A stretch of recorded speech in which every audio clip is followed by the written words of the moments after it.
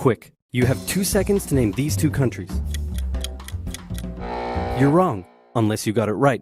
Then good job. They are, of course, Honduras and El Salvador. One thing these 2 countries have in common is being fanatic about football.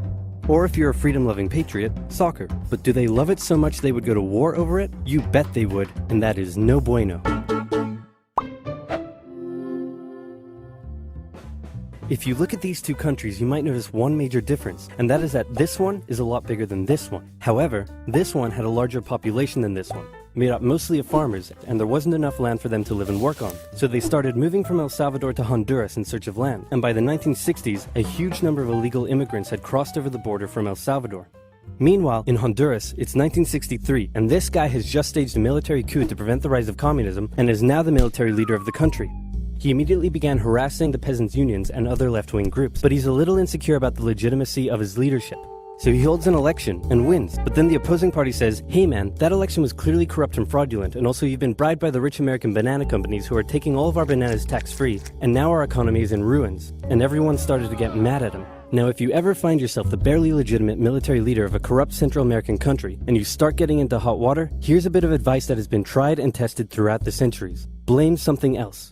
So he blamed the Salvadoran immigrants for stealing all the land and all the jobs and ruining Honduras. The immigrants found themselves under attack by the hostile locals.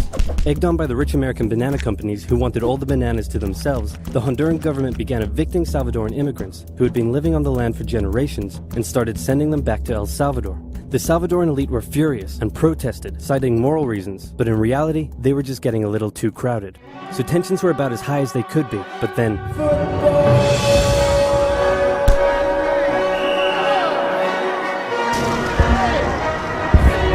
It's the 1970 World Cup qualifiers, and both countries finished top of their qualifying tables, so it was now time for them to play against each other in a series of matches. The first match took place in Honduras. The night before the game, Hondurans gathered outside the Salvadoran team's hotel, making noise and taunting them. The next day, Honduras defeated the exhausted Salvadorans with a late 90th minute goal.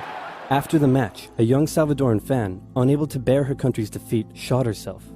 Disturbingly, the Salvadoran government glorified the incident and made her into a national hero, and at the next game, fans brought pictures of her to the stadium. Emotions were running high as the next match took place in El Salvador, and this time the tables were turned. The Hondurans had to endure a sleepless night in their hotel, and the next day, before the match started, instead of the Honduran flag, the Salvadorans raised a dirty rag. So great job at reducing tensions. El Salvador won decisively over the exhausted Hondurans, while spectators battled in the stands. Team Honduras fled home in a bulletproof bus with rocks being thrown at them, and the Honduran coach reportedly told his players that they were lucky they lost. In response to the defeat, Hondurans began terrorizing the Salvadoran settlers even more, in some cases reportedly throwing them off their land and burning down their homes, and the immigrants began fleeing back to El Salvador. The final game in Mexico would decide who went to the World Cup. It was close, but El Salvador came out victorious, knocking Honduras out of the tournament.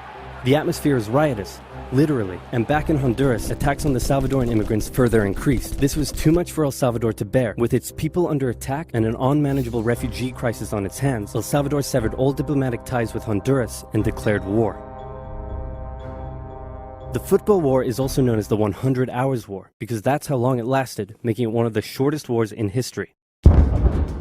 El Salvador started by carrying out air raids on strategic locations within Honduras, including Toncontin International Airport, which prevented the Honduran Air Force from getting into the sky. Then, with their superior army, they began an invasion along 2 major roads, complete with light tanks and infantry. Their advance was rapid, and they were quickly approaching the Honduran capital. Then the Organization of American States met in a bit of a panic and unanimously agreed that war between El Salvador and Honduras was a bad thing and probably shouldn't continue. So they went to El Salvador and said, "Can you please stop invading?" And El Salvador declared, "Not until they stop being jerks," and so the war went on. The Honduran Air Force finally got into the sky, and with aid from neighboring Nicaragua, they successfully carried out air raids on Salvadoran air bases and oil facilities, crippling the Salvadoran supply line and stopping their advance dead. Caught in a bit of a stalemate, the situation was no longer advantageous to El Salvador, so when the Organization of American States once again asked them to stop and agreed to ensure the safety of the Salvadoran immigrants, El Salvador relented, and a ceasefire was organized on the 18th of July. Then the OAS said, "Can you now please withdraw your troops from Honduras? No, please, no, please, no, please, no. Do it or we'll sanction you." You know what?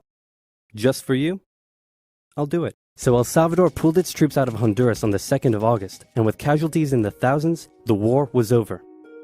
The economies of both nations were damaged by the war, and El Salvador didn't have the capability to take care of all the returning immigrants, a crisis that eventually helped cause a civil war. The war left behind land and border disputes, some of which are still a cause of tension to this day. El Salvador went on to play in the World Cup, but lost every match they played and didn't make it past the group stage.